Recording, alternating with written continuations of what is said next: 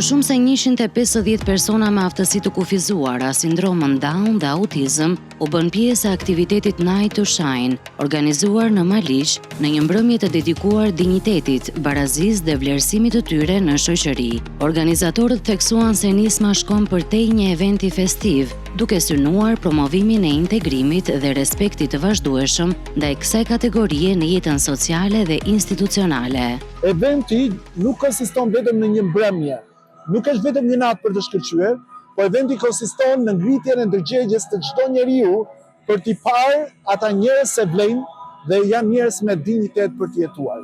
Mendoj që duhet jenë në bashkëpunim të gjithë, marrëdhënia prind, fëmijë, shteti, organizata, fondacione të ndryshme nga të gjithë. Të gjithë së bashku mund të bëjmë më të mirën për këta persona. Në aktivitet ishte e pranishme edhe prefektja e qarkut Korç, Florinda Zegullaj, e cila është vetë nëna e një fëmije me aftësi ndryshe.